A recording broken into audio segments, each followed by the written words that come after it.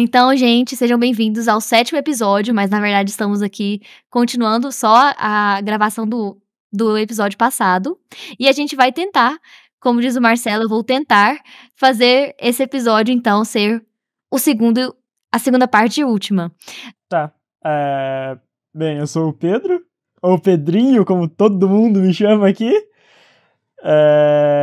O trecho que eu escolhi é do fim do capítulo 29, os últimos parágrafos. É um pouquinho grande, eu acho.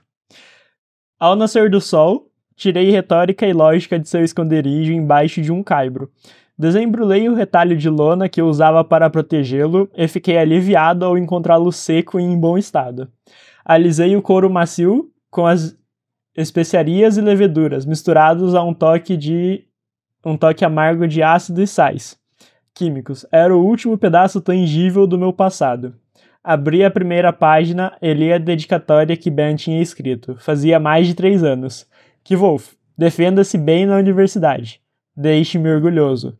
Lembre-se da canção de seu pai. Cuidado com a insensatez. Seu amigo, Abent. Balancei a cabeça e virei a página. E é aí... Você tem tanto... Oi. Faz tanto bom gosto. Eu gosto bastante dessa parte, porque é quando ele volta a ser o Kvolf, né? Eu vou ler aqui um trecho. Primeiramente, oi, boa tarde. Renato aqui. Então, eu vou ler um trecho do final desse capítulo 27, Olhos Desvendados, que ele delimita o que é que vai acontecer nesses 3 livros, o que é que a gente espera, e ele já delimita a dificuldade que vai ser, né? Olha só. E o que eu fiz então? Jurei que os encontraria e mataria a todos pelo que tinham feito? Talvez. Mas mesmo que tenha jurado, no fundo eu sabia que era impossível. Tarbean me ensinara duramente a ser prático.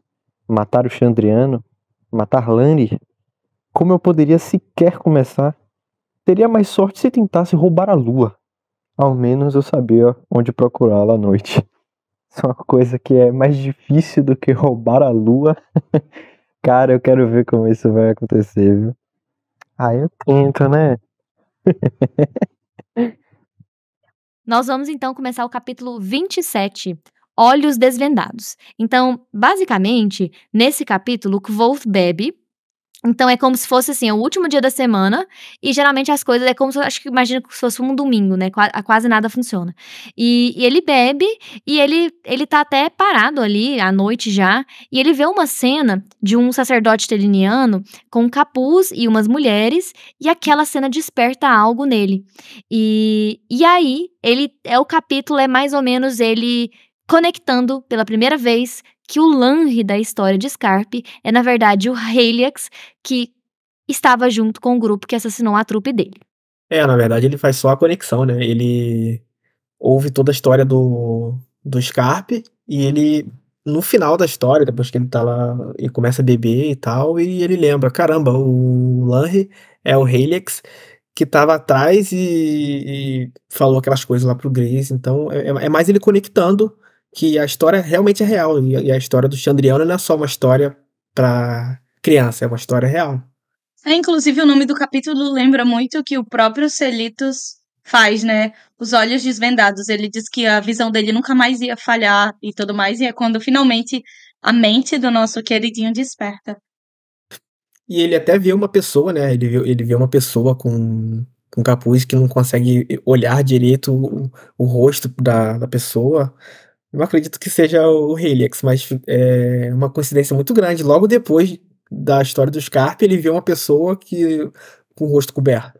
E mais uma vez, a própria mente dele atrapalhando ele, né?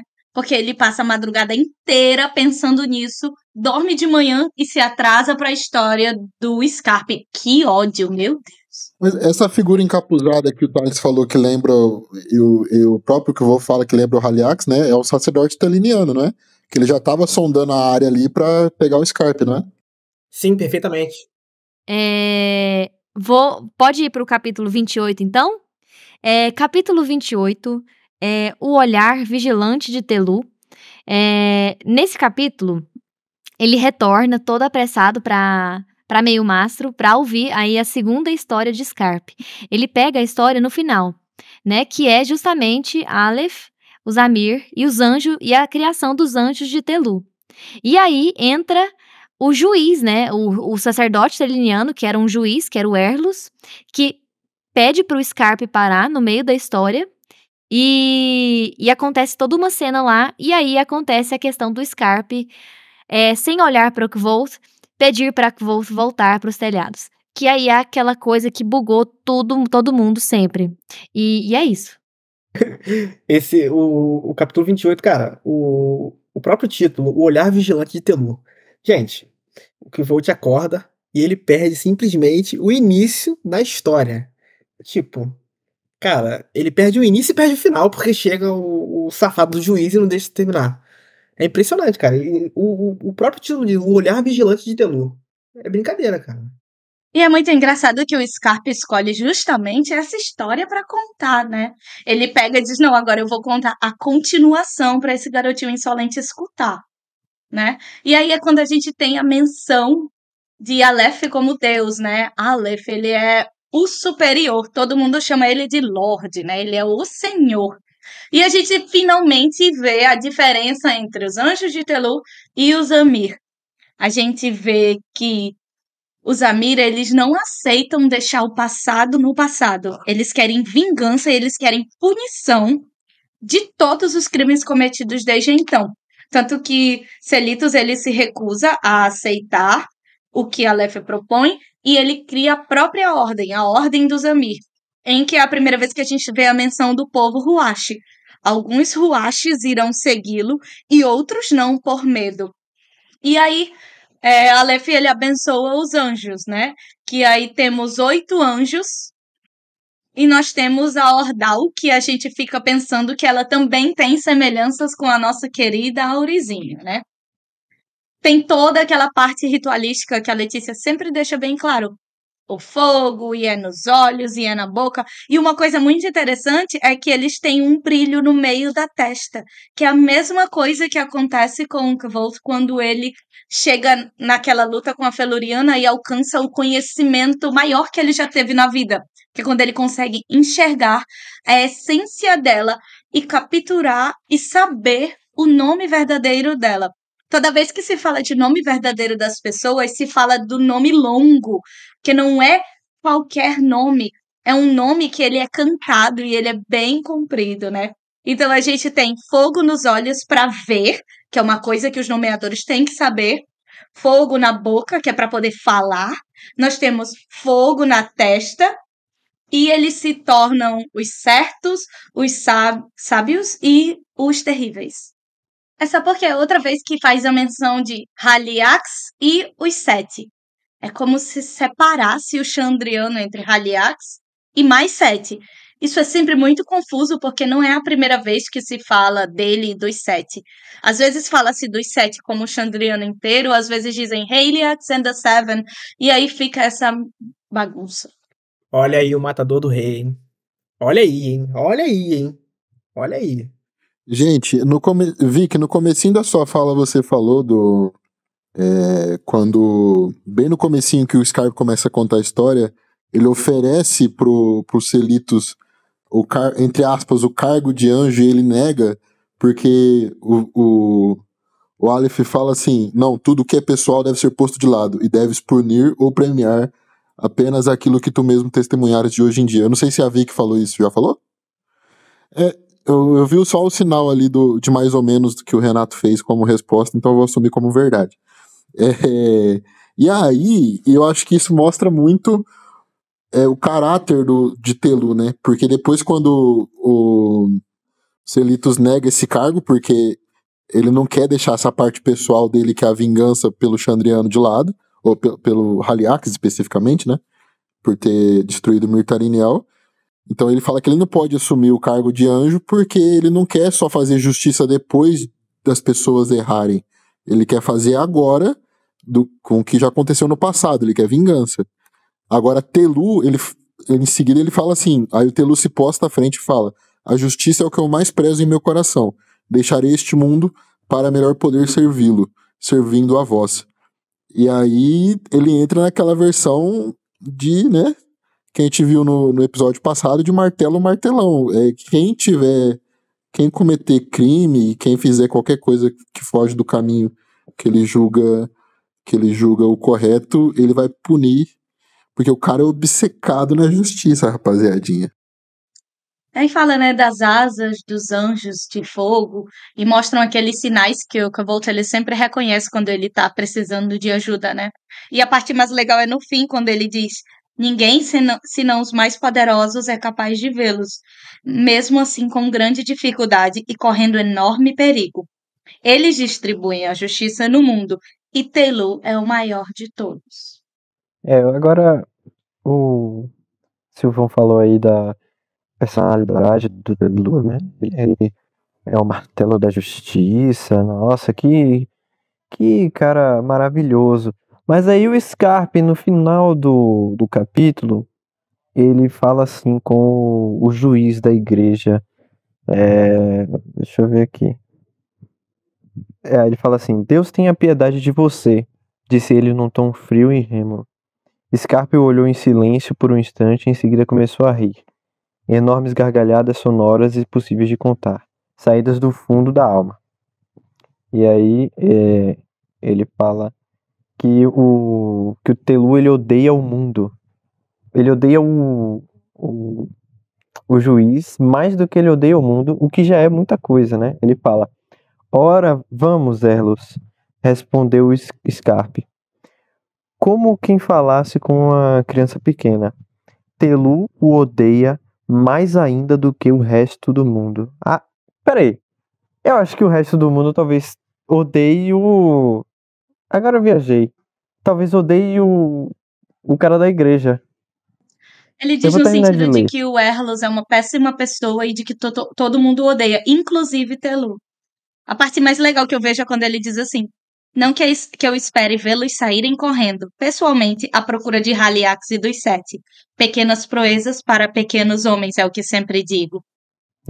Aqui em português ficou dúbio, então, por favor, Lipe, você corta essa parte. Renato, a Jordana coloca a linha muito lá em cima. Fica tranquilo.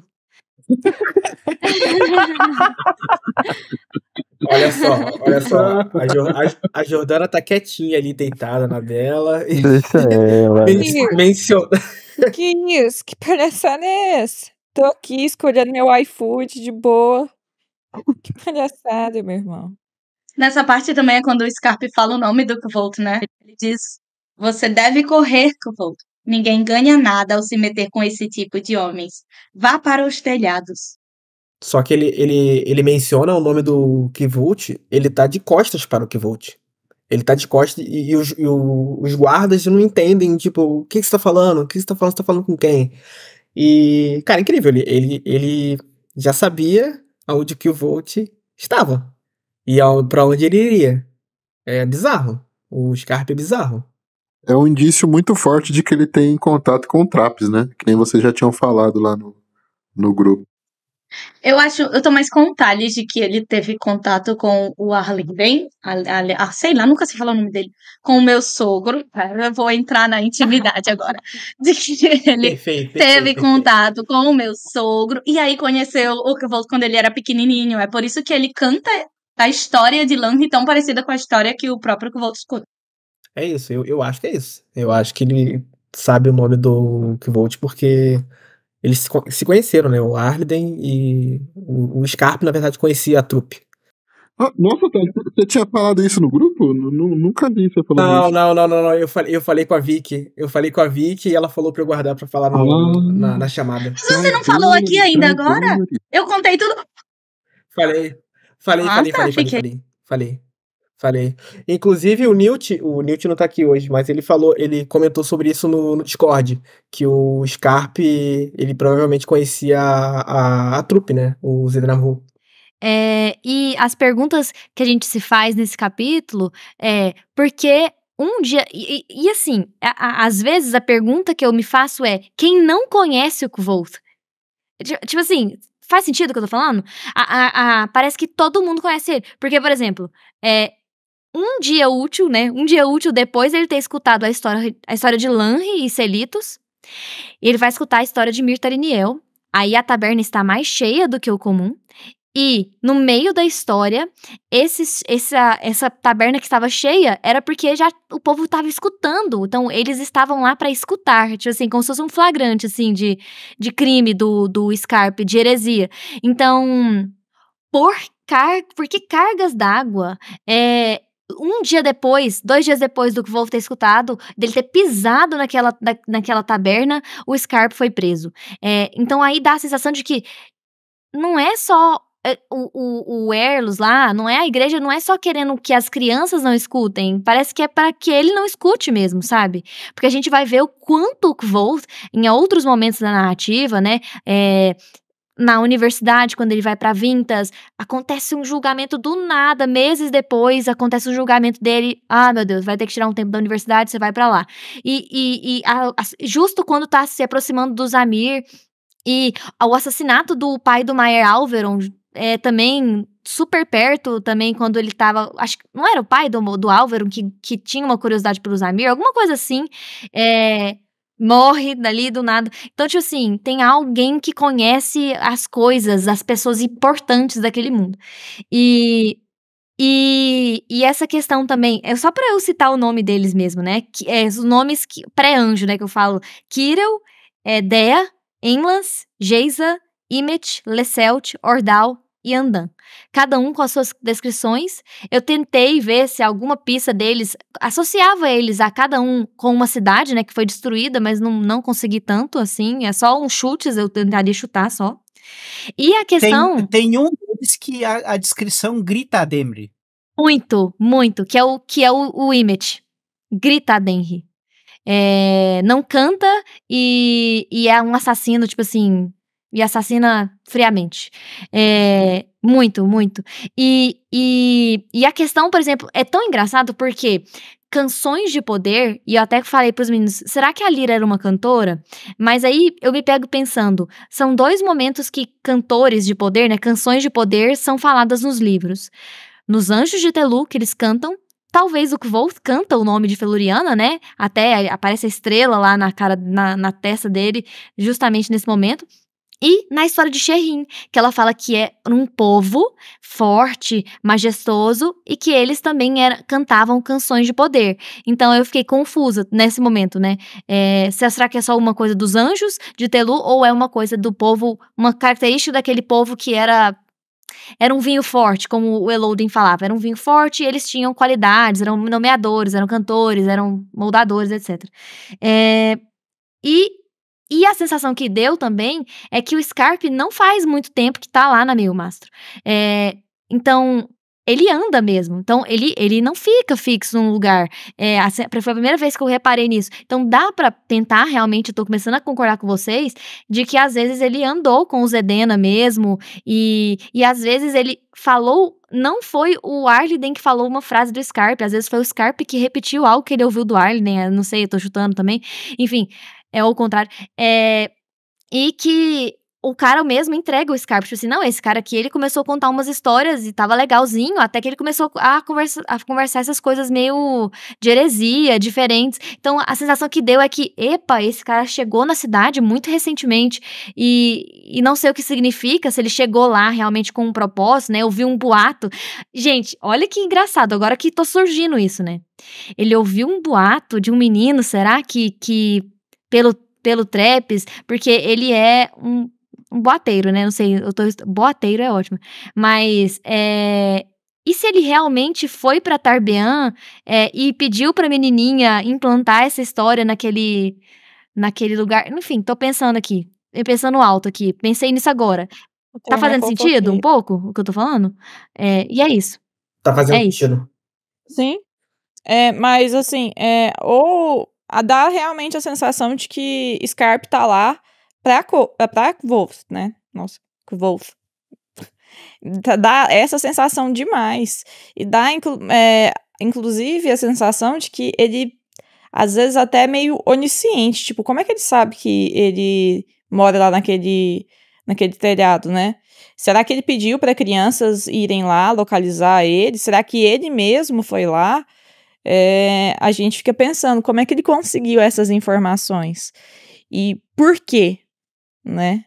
Por que ele tinha que despertar o Kvolt agora? Ele tá querendo que ele lute a favor de quem nessa história? É porque toca muito numa confusão minha que eu acho que eu tenho pessoalmente aqui. Quem é Scarpe? Tipo, de qual raça ele é? Tipo assim, raça no sentido assim, ele é um humano? Ele é um encantado? Ele é um conhecedor que tem a fórmula mágica, a pedra filosofal que faz ele viver muitos anos? Porque, tipo assim, eu sempre fico nessa dúvida. O quão poderoso é o Scarpe? Tipo assim, por exemplo, é igual o Thales fala, que ele vivia há muitos anos, que ele viveu há mil anos, a ponto de viver e testemunhar a guerra da criação, ou ele é um mortal que é um conhecedor e tem as magias agora que é disponível para os mortais ainda, e que tem fontes e que ele vai encontrando, e aí, tipo, ouviu um boato de que um menino tava lá, e aí ele, talvez, e aí surja e seja só um mortal que tem contatos mesmo no mundo mortal, ou ele realmente seja um cara extremamente poderoso. Eu ainda tô nessa dúvida, eu fico em dúvida, de verdade. Eu acho que se ele que foi a pessoa que contou a história de Lang pra trupe, então ele deve ter ficado de ouvido ligado, procurando sinais da trupe, por onde eles andavam, como a história estava se desenvolvendo e se o Arlene estava cantando a música. Então ele ficou, de repente, soube do sumiço da trupe. A trupe desapareceu, foi assassinada. As pessoas encontraram a carroça lá com o corpo dos outros. E ele ligou os sinais estranhos ao sinal do Chandriano. E aí ele começou a vagar por ali até cair no lugar certo para encontrar o Kvolt. Porque foram 3 anos do Kvolt perdido. Por 3 anos ele foi procurado pelo Scarpe. Por 3 anos o Scarpe andou contando história, tentando estar na multidão correta e encontrar aquele menino. Porque parece, né, que ele é marcado e seguido por gente poderosa e que ele é manipulado pra estar no lugar certo Cara, e só faz seguir muito as sentido informações isso, que as porque pessoas querem. o Kvolt, ele ressente quando ele é encontrado a segunda vez, tipo, entre aspas. Então faz sentido a gente pensar que esse cara já me achou uma vez, porque a princípio o Kvolt não sabe que ele estava sendo achado, procurado. E aí ele fala, ele é um procurador de boatos. Então, tipo assim, vocês são espalhadores de boatos, é isso que vocês são, tipo assim. Às vezes no futuro ele descobre que o Scarpe estava lá. Nossa, eu amei, é isso. Eu amei. Nossa, tô muito feliz. Ai, gente, eu amo essas releituras, de verdade. Nossa, é isso, que coisa preciosa. E ele fica brabo, né? Ele diz de novo. Ele fica brabo, né? No início, quando ele encontra o cronista, ele diz de novo esse cara. Eu fico pensando, meu Deus, esse velho não larga do meu pé. Eu não aguento mais salvar o mundo. Então, capítulo 29, As Portas da Minha Mente. Aí ele tem, então, logo depois que ele volta para os telhados, né, ele abre as portas da mente. Então ele oficialmente acorda. É como se ele tava, tipo assim, despertando e aí ele, tipo, ele acorda. Tanto é que o Silvão no começo do podcast fala que ele... Mas nos capítulos finais, ele dá, tipo, pistas do brilhantismo que ele é. Não, esse cara não vai me passar a perna nesse contrato, eu sei tal e tal palavra, ele não vai me passar. Ou então, nossa, eu sou muito brilhante como ator, eu vou fazer enganar todo mundo. Então a mente dele, ele vira brilhante de novo, vira um gênio. E aí ele acorda de vez. E aí ele começa a abrir as gavetas, né? Como ele diz, ele vai abrindo as portas da mente dele, lembrando. E aí, nesse capítulo, basicamente ele tá cheio de perguntas. Por que mataram minha trupe? Foi só pela música? O que eles fizeram? Porque um monte de gente canta músicas. E perguntas, e perguntas, e perguntas. E aí ele, só tem um lugar que eu acho que eu vou encontrar essas respostas. E aí ele toma a decisão, que é justamente a parte que os meninos leram, né? Ele vai e abre o livro Retórica e Lógica e abre a primeira página. Eu fico muito triste nesse capítulo, que a gente vê que o Kvolt perdeu 3 anos da vida dele em luto, porque ele não tinha ninguém. Ele é um menino brilhante, que a partir do momento que ele desperta para uma coisa, ele consegue se recuperar do luto e fazer tudo o que ele fazia antes.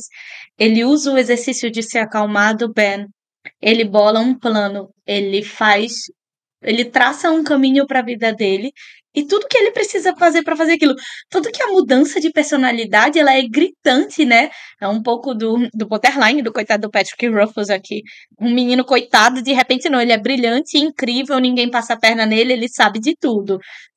Não, ele precisou de 3 histórias, né? Ele precisou conectar 3 histórias pra abrir a mente, coitado. Ele ficou matutando. Primeiro ele ouviu a história do Traps, aí ficou matutando aquilo. Depois ele ouviu uma história completa do Scarpe e a segunda pela metade e falou: cara, eu preciso encontrar respostas para aquilo que eu tô procurando desde que mataram meus pais. Eu acho que, na verdade. Perdão.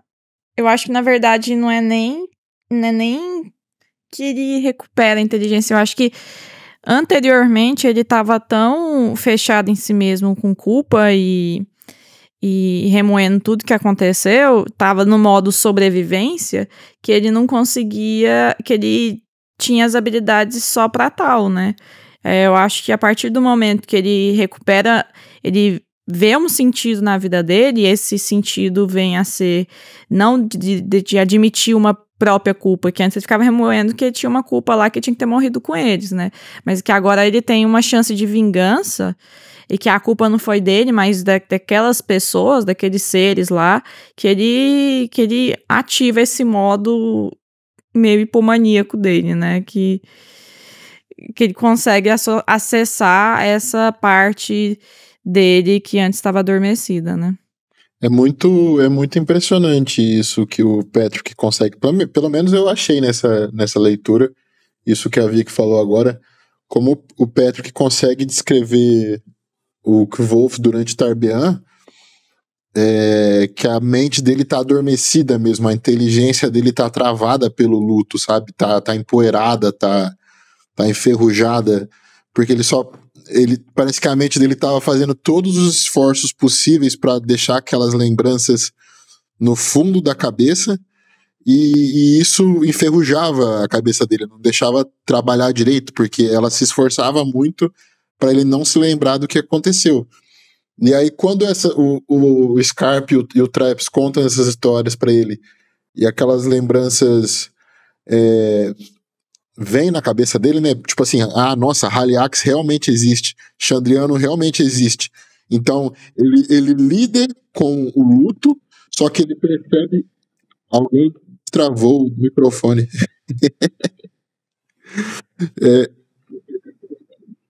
E aí, ele escuta essas histórias e vê que ressurge, né, a memória de que o Chandriano realmente existe, de que a Haliax realmente existe, só que quando essas lembranças voltam a ele, elas não são tão duras como eram antes, não machucam tanto, porque agora, depois de 3 anos, ele já tá mais calejado. Então a mente dele consegue absorver essa tristeza e seguir em frente, né? Agora a inteligência dele tá de volta e ele consegue ser o que ele realmente é, né? E aí nos capítulos seguintes ele exercendo isso, né? Basicamente, quando ele vai empeorar o livro, ele vai conseguir a roupa nova, enfim.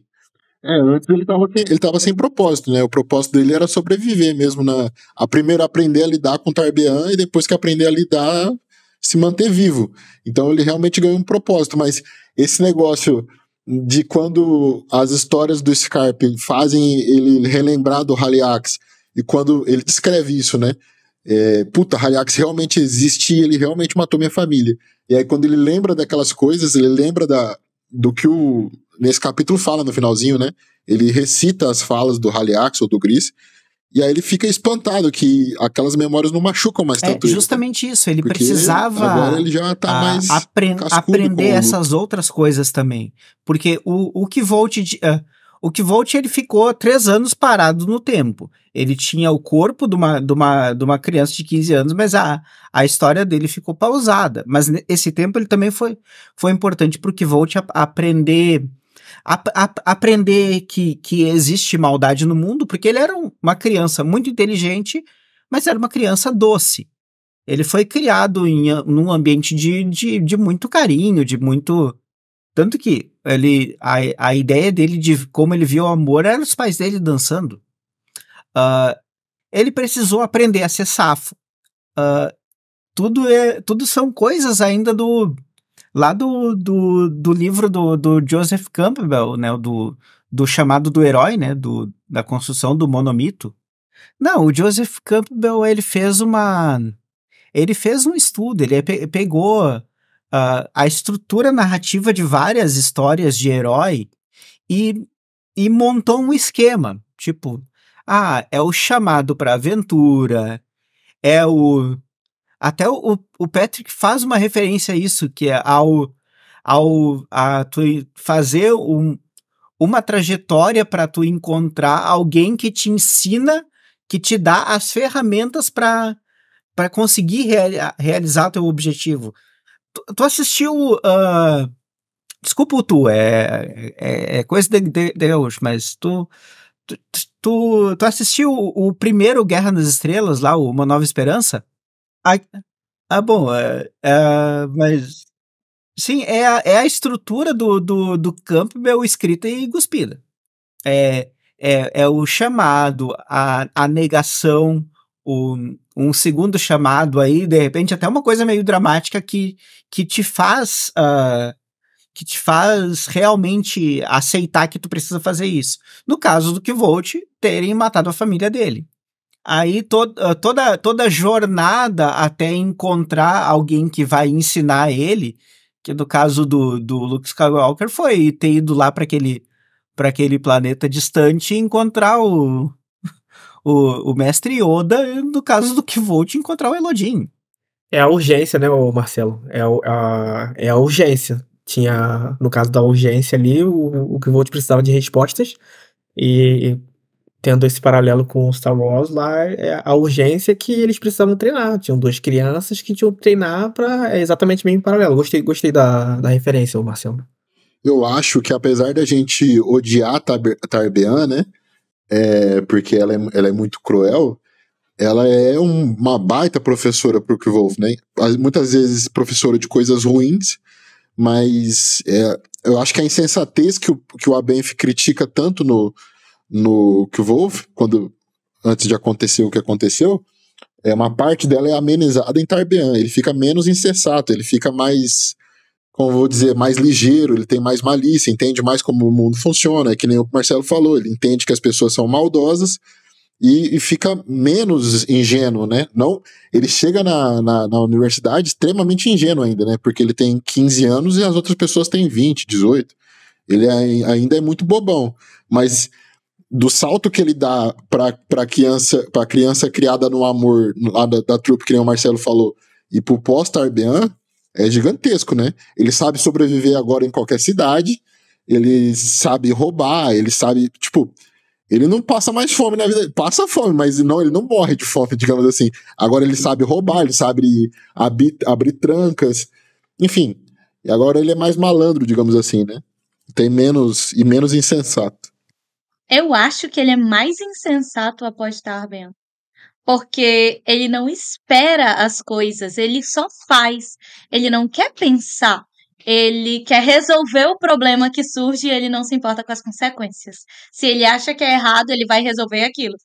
Que é o que ele faz até hoje, né? Ele vê uma situação, ele resolve. Tanto que o Sim diz, isso é uma qualidade. O mundo deveria ter mais pessoas que fazem as coisas sem se importar. Eu acho que ele fica mais insensato após esse período. Principalmente depois daquela situação em que o menino é abusado e ele não faz nada. Não, eu acho que ele ainda é muito, muito insensato. Mas, por exemplo, só no trecho que ele escuta falar do Scarpe e que ele cogita a hipótese de ser pego, espancado pelo Pike de novo e fica com medo de ir lá, mesmo que ele vá, aquela ideia passou pela cabeça dele, né? Então, isso é um sinal de que ele tá ficando menos insensato. É isso que eu quis dizer, ele tá ficando mais ligeiro, entendeu? Pro mundo. O Patrick usa uma palavra, a dura praticalidade. O que ele diz? Eu não consigo lembrar. Praticidade. E pronto, praticidade. Eu acho que a dura praticidade que ele fala é justamente ser mais insensato. Eu não consigo ver de outra forma. É que o Kvolt, ele tá toda hora ultrapassando a barreira da de ser impulsivo com ser insensato. Mas aí a gente pode até meio que capturar uma coisa que o Dumbledore falou, que quanto mais inteligente ele é, maiores serão os erros. O Dumbledore não é exemplo pra nada. É pra muita coisa, porque também é um outro cara com uma inteligência acima de qualquer curva. Um pouco pra o abate. Olha, Marcelo, eu tenho muitas coisas do Dumbledore pra reclamar. Marcelo, você está banhado de razão, Marcelo, você tinha que tatuar as suas últimas palavras. Foi magnífico o que você disse. O Dumbledore é um modelo de conduta. Um A modelo Vitória de odeia a conduta? autora, Ele não abandonou o o menino, ele fez de personagem. Às tudo vezes pra ela vida do menino ser um confunde as coisas. inferno só pra ele aprender alguma coisa. maravilhoso. Minha gente, que professor é esse? Como professor eu tenho vergonha. Depois mandou o menino pra abate. Obrigada, Renato, Vitória. obrigada. Ele tinha que derrotar um tal de Voldemort. Conhece o tal do Voldemort? Você já ouviu falar? Já ouviu falar do tal do Voldemort? A gente tá falando de Harry Potter, gente. No podcast de King Killer. A gente tá falando de referências. No próximo, na nossa próxima gravação, ou talvez na seguinte, tu vai ver que tem referência a Gil Vicente, que é um escritor de 1500. E é engraçado, a Vicky falou sobre o que o Dumbledore faz com o Harry, né? De manipular a vida dele pra conseguir derrotar o Voldemort, fazer dele um fantoche. E ela fez a mesma crítica com o Zamir, né?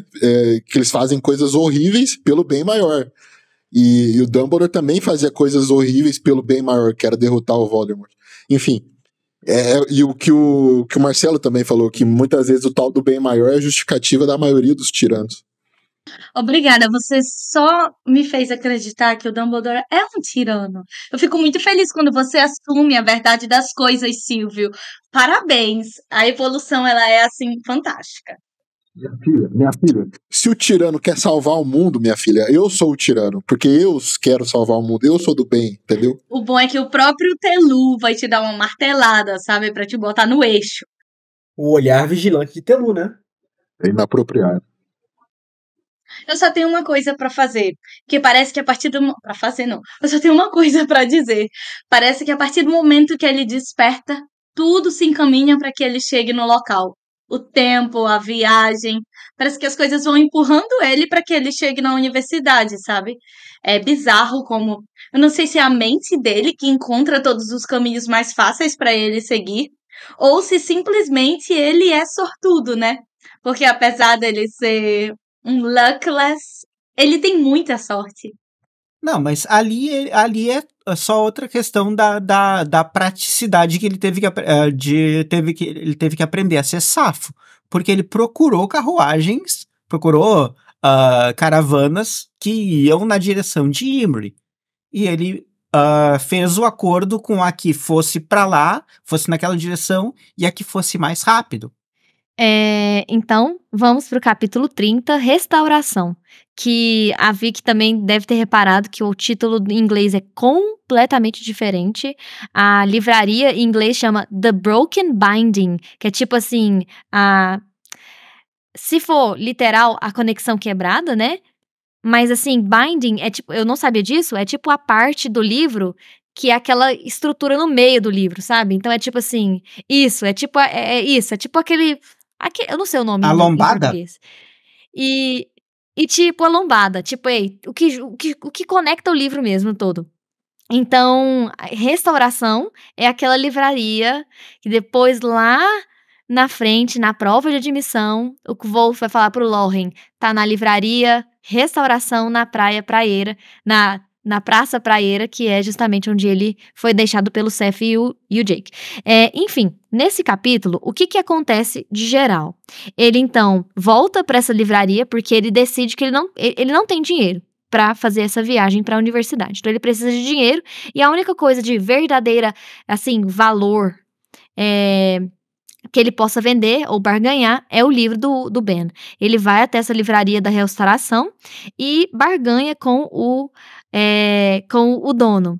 E é isso. E aí, é basicamente isso que acontece no capítulo. Alguém quer falar alguma coisa sobre esse capítulo? Acho que é só ele sendo um engraçadinho, né? E mostrando que ele sabe as coisas e que ele é esperto e de que ninguém passa a perna nele. Ah, e um jovenzinho, eu acabei de despertar, mas o cara não passou a perna em mim e eu ainda roubei 3 coisas dele. E, tipo, ele é quase uma vingança, porque o cara chutou o Kvolf, né? Na primeira noite dele de Tarbean, quando ele vai deitar na porta da livraria, esse cara, provavelmente o dono, foi super rude com ele, né? Então, é quase uma vingança ali de 3 anos depois. Foi uma vingancinha do Kvolt, né? Mas eu ouvi que aí depois corta lá pra ele indo pra Trebon, o cara passando a perna nele e vendendo cavalo. Cavalo batizado lá, o pé de meia. Ah, mas assim, aquele cavalo, você tem razão, Thales, mas assim, ele consegue comprar por um preço bem menor do que o cara pede inicialmente, né? Acho que ele pede 40 talentos e o Kvolf paga 15 ou 18. E o cavalo era bom, assim, não era um pouco puro sangue, mas só a pelagem dele que era meio zoada. Mas você tem razão. Nesse trecho aqui, é legal que ele... O que foi? Fala. É porque a Dorinha quase não aparece, mas veja só que a Jordânia está comendo sorvete, olha lá quem tá lá com ela. Doralice. Ah, pois é. Ela pois só aparece né? assim. Entendi. Olha o tanto que é linda. Nossa, coisa bonitinha. Mas perdão, Silvia, é porque eu fiquei distraída, ela é bonitinha demais. Tranquilo. Não, sempre a prioridade é da Dorinha aqui, por aqui.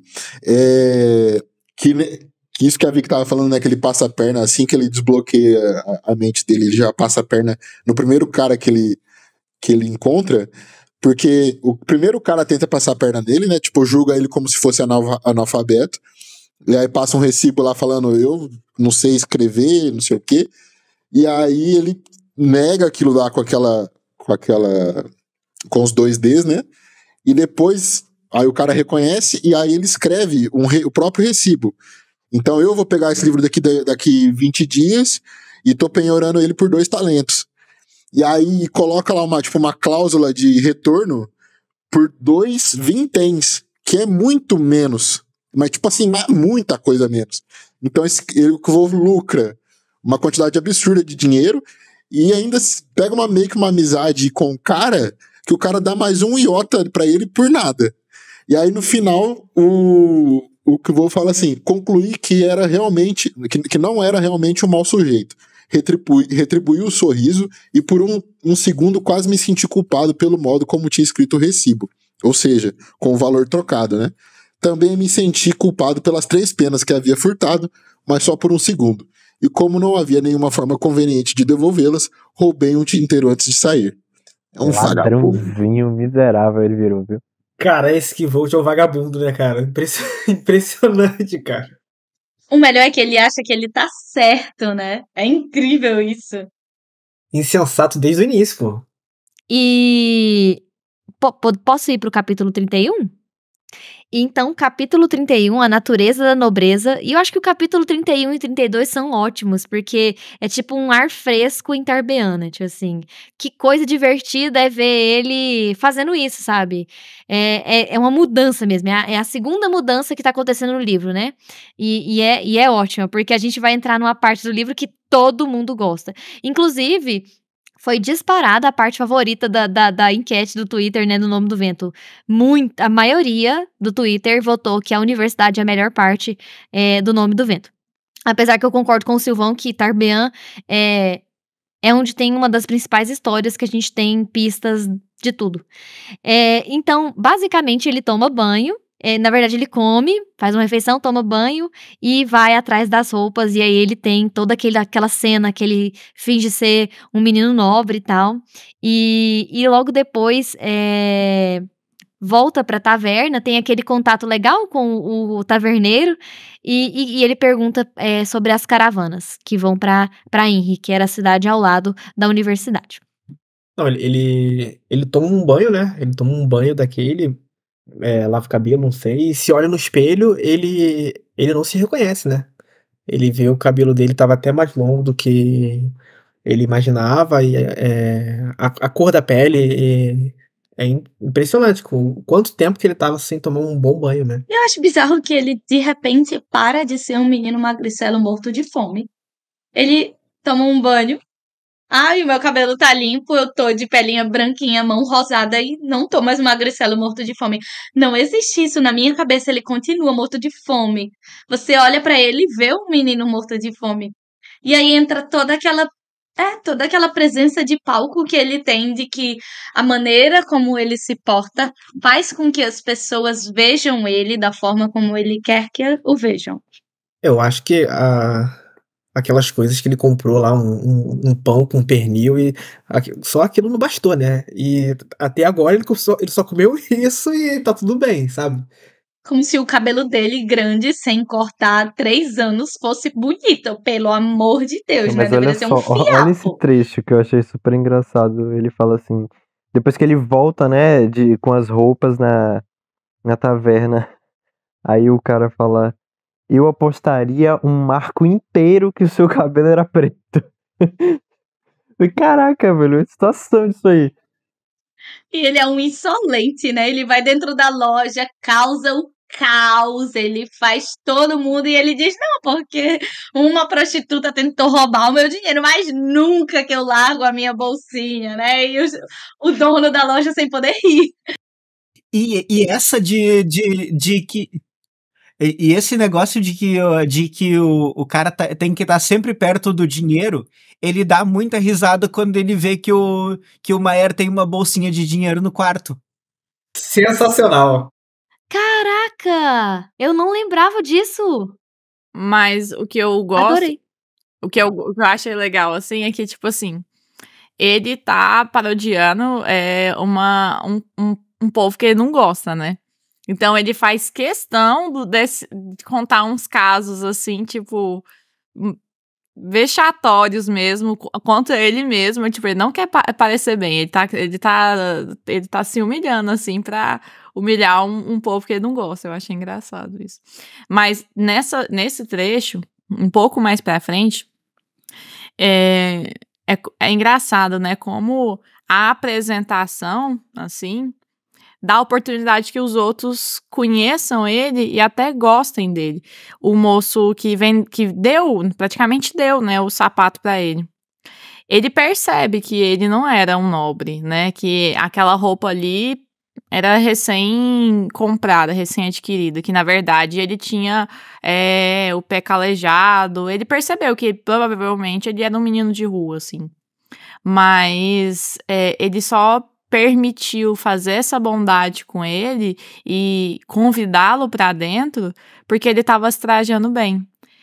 Porque se fosse uma situação em que ele estava como antes, né, sujo, mal vestido, provavelmente ele teria, não sei, né, provavelmente esse vendedor teria escorraçado ele porta fora. O melhor é que quando ele tá imitando o nobrezinho, ele fala, e aí ele pechincha o preço da roupa. Um talento e 2, aí ele fica calado. Senhor, desculpa, eu esqueci, é só um talento. Aí ele ainda olha e diz, eu preciso de troco.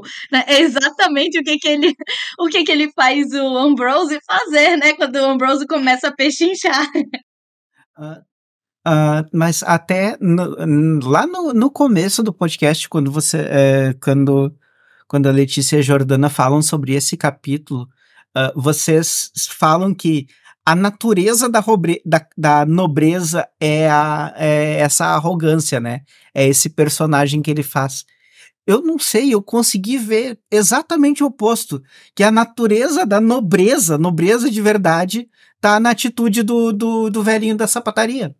Mas o velhinho da sapataria é no próximo capítulo. Mas eu gostei. É no próximo. Tem certeza? Eu ia até puxar a orelha da Jordana. Eu me segurei, inclusive. Ah, droga. Perdoada porque a Jordana disse, lá pra frente vai ter o velhinho. Ela se justificou, mesmo, Letícia, por mesmo. favor. Chega de defesas injustas da Jordana. Eu tô cansada. Não. Agora virou uma dupla dinâmica. E uma vai falar que a água não é molhada e que peixe não sabe nadar, e a outra vai apoiar, sabe? Exatamente, tô reparando. Eu só quero ler a parte da taverna, porque é tão legal, eu vou ler. E é isso. Deixei a atenção vagar pelo salão. Parecia diferente, agora que eu já não atraía olhares hostis. A lareira de pedra com o caldeirão negro fervilhando, os aromas levemente acres da madeira polida e da cerveja derramada, o burburinho baixo das conversas. Sempre gostei de tabernas. Isso vem de crescer na estrada, creio. A taberna é um lugar seguro, uma espécie de refúgio. Senti-me muito à vontade naquele momento, e me ocorreu que possuir um lugar como aquele não seria uma vida ruim. É só isso mesmo, porque a gente sabe, né, que, enfim. Ele até fala, né, nossa, gostei muito da sua taberna, quem sabe, né, um dia eu também teria uma dessas. E é isso, né? Alguém tem mais alguma coisa pra falar do capítulo 31? Então, capítulo 32. Capítulo 32, cobres, calçados e coletividades, que é justamente ele indo pra a serrania, atrás da carruagem, não, da caravana, e comprando os sapatos dele, que é uma das cenas mais lindas. Inclusive, esse senhor, ele é um conhecedor de pés, né? Tipo assim, eu não sei explicar, mas assim, ele leu a vida do Kvothe pela marca dos pés. Eu não sei se chega a ser algo magicamente, né? Eu acho que não, mas ou se ele é só muito empático mesmo e conhece do ofício que ele faz, mas eu adoro esse capítulo. Ele é um dos fechando com chave de ouro mesmo o capítulo. E depois tem o Trepes ainda, então quem quiser falar. Eu gosto do início desse capítulo porque mostra um pouco como ele ainda tá fora da zona de conforto.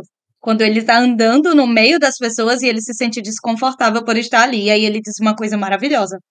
Depois que descobri o que estava me incomodando, a maior parte do meu mal-estar desapareceu. O medo costuma provir da ignorância. Uma vez que eu soube qual era o problema, ele se tornou apenas um problema.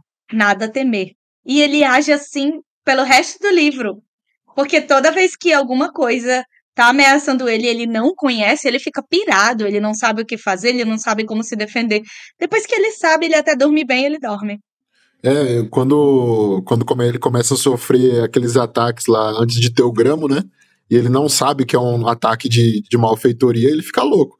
Mas depois que ele sabe e que ele coloca lá o Will e o Sin pra fazer o alar pra contrariar, ele dorme tranquilo e os amigos dele que se lasquem pra ficar acordado na madrugada protegendo ele. Aliás, esse trecho específico é o do Kvothe mais... Quando ele fala o que pensa, né? Ele tá, né? Não, aí você tá falando da poda de ameixa, eu tô falando assim... ele não tinha muita escolha, né? É só dele colocar o Will e o Simon pra ficar acordado de uma madrugada inteira protegendo ele. Mas a outra opção era ele morrer, né? Então não tinha o que ele fazer mesmo.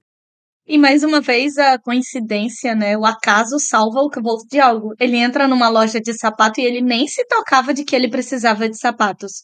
Porque ele ia chegar descalço no meio da caravana, as pessoas iam olhar ele dos pés à cabeça e achar estranho. Mas não, aí ele entrou de repente numa loja de sapato de um cara muito legal. E também eu ouvi que 3 anos, né, que ele ficou sem usar sapato, né? Então ele já nem sentia mais o chão. O pé dele criou... A quantidade de calos que tinha no pé dele não tá escrito na história, pô. Mesma coisa, você vai tocar um violão depois de muito tempo sem tocar, 2 minutos e depois tá cheio de calo, você meio que não sente as cordas. É o que acontecia com o pé dele, sabe? Ele falou que só lembrava que existia sapato, né? Só lembrava da existência dos pés dele quando tava no inverno. E ele fica nessa nuance de ser bom e ser ruim. Ele rouba as penas do cara da loja, mas essa pessoa que é gentil com ele deixa um par de iotas de cobre. Por quê? Porque o orgulho é uma coisa estranha e porque a generosidade merece ser retribuída com generosidade. Mas foi, sobretudo, por me parecer a coisa certa. E essa é uma razão suficiente. Essa é a primeira vez que alguém canta Saia da Cidade Latoeiro pra ele como indireta, né? Eu achei muito engraçado, porque é a música voltando pra vida dele. O que eu reparei, assim, foi que novamente o nome Jacob aparecendo. Eu falei, gente, Jacob deve ser um nome super comum. Eu já acho que eu já não tô mais... eu tô cansada de ficar, tipo, achando que todo Jacob, é todo mundo a mesma coisa, é um Jake do futuro, não tem Jake do passado. Eu tô achando que é só um nome comum. Igual a gente tem vários nomes que são comuns no nosso mundo. Jacob, Jake, deve ser um nome comum pra eles, porque o filho do dono dos sapatos chamava Jacob. E é isso que eu tenho pra acrescentar. É isso. Mas assim, eu acho suspeito, Lê, porque não é tipo John ou Mary ou, sabe, esses são nomes realmente comuns, porque são nomes bíblicos, né? E Jacob também mas não é tão comum quanto John, Mary, sei lá, Maria, João, José, né, sei lá, enfim, Mateus, Lucas. Então eu acho suspeito, sim. Você tirou a pulga da sua orelha, mas a minha O ainda John e ficou. Mary deles é tipo Perial e Menda. Não, porque o meu filhinho aqui, o Menda, não, Teluzinho, tá andando pela rua sem, entendeu? Ai, a Het. Por Deus, minha gente, olha o nome. Sherin Vashed. Sim, Que é isso? a gente sabe. Esse é o maior passatempo da vizinhança. Eu espero que no terceiro livro os nomes eles sejam piores. Nossa senhora, não. Não. Apesar que, nossa, é isso, não. Deus do céu. Uma coisa que eu notei, que foi que, eu não sei se isso vai fazer sentido em algum momento, porque eu não dei tempo de eu pesquisar mais. Mas ele fala uma frase em Ciaro para o Ruente, que é Reusa tu quialus aisha tua, que é obrigado por me trazer mais perto, por me aproximar de sua família. E aí eu fiquei pensando, matutando o que isso poderia significar, se tem alguma pista aí, mais alguma coisa, mas só deixei nisso aqui que eu nunca tinha reparado que ele tinha, porque assim, nunca tinha reparado que ele tinha falado essas palavras em específico. E eu acho que principalmente a palavra que eu fiquei mais curiosa é família, né, porque a gente sabe que, enfim, família é principalmente para o Zedena.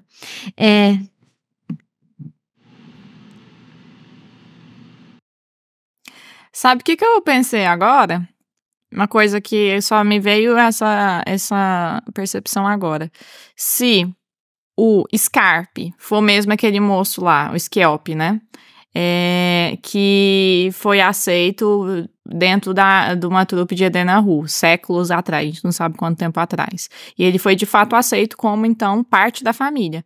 Então, bem provavelmente, esse moço pode cuidar dele por ser parte da família dele, né? Então, assim, tipo...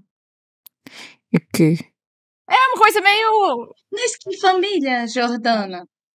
O Ru não... Essa caravana não é de Ru. São Eles são ceáldicos, pessoas Jordana. diferentes. Posso ir embora, Jordana, Letícia? você achou que era Ru? Você tá falando sério? Jordana, você achou que eles eram Ru? Não. Eu sempre achei que eles eram Edenahu. Poxa, Jordana, que... Nossa, meu coração até doeu agora. Peraí, vocês estão falando de qual? Daquela da... Peraí, calma.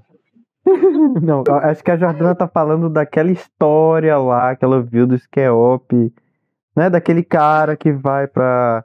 Ah, Ai, vocês fizeram bullying. Obrigada, Renata. É isso aí, tamo junto, Jordana. espera, eu tava achando que você tava falando que a caravana do Roente era Edenahu. Não, aquela caravana histórica, séculos atrás, gente. Não era Jordana. Era. Pois então. Eu gostaria de pedir desculpa de forma pública. Desculpa, Isso aí. Jordana. Eu ri. Me perdoe. Não, é isso que eu tô falando. Às vezes o Scarpe cuida. Não, eu acho que eu falei certo, vocês que não entenderam. Porque o Scarpe às vezes cuida do Kvolt, porque ele é é um dos únicos, assim, entes da família dele. Eu acho que eu entendi. O que você fez foi que você pegou um momento aleatório do livro, que a gente tava conversando da caravana, voltou várias páginas do livro e fez um comentário daquele ponto, e você esperava que a gente acompanhasse sua linha de raciocínio. Eu falei que não tinha nada a ver. Gente, olha só, eu recomendo a todos os ouvintes que na hora que a Jordana falar, todo mundo entra na folha em rodopio, porque é assim que eu consigo entender, entendeu? E aí eu quero acrescentar que se isso for verdade, o Scarpe é um baita do mau caráter, porque ele deixou a família dele na rua, ele viu e deixou o moleque voltar, não falou nada. Mas eu entendi, você tá dizendo que o Scarpe cuidou do Kvolt, porque o Scarpe também é um Bru e eles são uma só família. Foi Isso. bom, no final das É contas. porque eu achei que você tava falando. Eu achei que você tava falando que o cara da caravana, ele era um Bru e ele ia cuidar do Kvolt. Tipo, Eu não tem também nada achei a isso. ver. Eu achei que tivesse falando de Roente lá, do Foi. nada. Foi o que eu entendi também, Foi, Ai, um gênio foi o que eu entendi compreendido. também. E a primeira vez que a gente vê a famosa Dena, né? A famosíssima Dena, que por enquanto está sem nome nesse capítulo, mas e na sua versão mais criança ali, adolescente, né? Ela tá com calça, tá com uma blusinha, ele consegue ver esse lado criança nela, um pouco já pra adolescência ali. Não sei se ela tá interpretando um papel, porque a gente sabe que a Dena é tão habilidosa quanto o Kvolt, mas eu achei muito interessante essa parte que ela apareceu primeiro. E depois do Traps, né? E aí o Traps fala o nome do Kvolt. Eu não sei se é a primeira vez que ele fala o nome do Kvolt, mas o Traps sabe o nome do Kvolt. Eu imagino, assim, era mais fácil ele saber que ele imaginaria o nome dele, mas assim, eu sei que tá fortalecendo a história do Scarpe, saber o nome dele por outras formas, mas eu ainda sinto que o Traps tem alguma conexão ali com o Scarpe também, enfim, não vou voltar nisso, mas é linda a parte, é linda. Sabia o nome de todo mundo, de todas as crianças ali. Sim, Ele sim, chama sim. todas as crianças por nome, isso que é interessante, tipo assim, ele reconhece a humanidade É em todas mesmo, as crianças é verdade. ali. Inclusive, e não era só por conta da roupa, isso é interessante. Uma coisa muito legal da obsessão dele com a Dena é que começa na primeira vez que ele a vê. Ele já a descreve, dito em termos simples, era linda. Fazia muito tempo que eu não via algo de belo. Hã? E de que horror essa tradução? Tô arrependida de ter lido, pode cortar. Vamos lá. Bom que ela continua conversando, olha só, ela tá conversando sozinha. Eu tava, tá? Por favor, gênio incompreendido. A dupla dinâmica. Alguém tem mais alguma coisa pra falar desse capítulo? Eu achei. Ele vê a Dena e a obsessão dele por ela é assim. Simply said, she was beautiful. It had been a long time since I had seen anything beautiful. Tá mais bonito agora. Mas ele já enxerga ela como uma coisa linda. E eu gosto que ele a descreve como beautiful, porque no futuro, quando ele e Basti estão falando de beleza, ele usa essa palavra em um trecho que eu amo muito, que é muito especial. E que o Basti fica recalcado com ciúme e fala assim, não, ela era feia, tinha o nariz torto, aquela horrorosa. Aquilo ali foi puro ciúme, né? Ciúmes daí. Não dá nada. Não, ele tá com ciúmes do Hash. Ele diz, Hash, meu amor, como é que você tá achando essa baranga linda? Oxe, o nariz torto, a orelha desse tamanho, coitada. Ah, tá. Tudo bem. Vic, você não vai falar Eu do gostaria de apontar aqui. te fez chorar, não sei o que. Desculpa, Renan. Não, antes de eu falar a minha última coisa, diga. Não sei, a Vic tinha falado que ela leu um trecho aqui do Traps que fez ela chorar, que não sei o que. Eu achei que ela ia comentar. Ela já falou no início. No início ela comentou sobre isso. Ah, na apresentação, entendi. Então, E Letícia vai ter trabalho pra editar esse negócio. vai, hein? viu? Nossa. Olha, agora que terminou esse capítulo e a gente foi introduzido aí essa personagem, eu queria deixar aqui registrado formalmente que esta baranga não me engana nem por um micro-ínfimo milissegundo. Ela tava ali, ó, todo dia, indo e voltando naquela caravana procurando o Kvolt. Na hora que encontrou, nossa, quem é você? Estou indo para aí. Não me engana, não me engana. O Virou Newt uma também tem novela uma mexicana teoria do de nada. espiã. Tem uma parte bonitinha do Traps que é quando ele diz assim: é muita bondade sua. Vou mandar um dos meninos passar lá. Disse Traps. Venha aqui. E se aproximou, acolhendo-me num abraço desajeitado, a barba fazendo cócegas no meu rosto. Sempre fico contente ao ver um de vocês escapar, disse-me baixinho. Sei que se arranjará muito bem, mas pode voltar quando quiser, se precisar. É o primeiro lar que ele tem, né? É o primeiro afeto que ele tem de alguém depois dos pais. Alguém o abraça. E a gente sabe o quanto o amor físico pra ele é uma coisa É significativa. mesmo, verdade. Falei que tinha esse trecho aí. É uma pena o Newt não tá nesse episódio, porque ele é o maior fã do Trapper, né? É mesmo, é verdade. E esse verdade. ataque do Renato à Dena lembrou muito o próprio Baixo que a gente tinha falado. Então, é isso, pessoal. Vamos finalizar o episódio de hoje. Foi ótimo, como sempre. Acho que inclusive a gente nem lembra das coisas que a gente falou. E acho que quando a gente for escutar de novo, a gente vai até parar um momentinho pra revisar. Jordana sumiu, ok?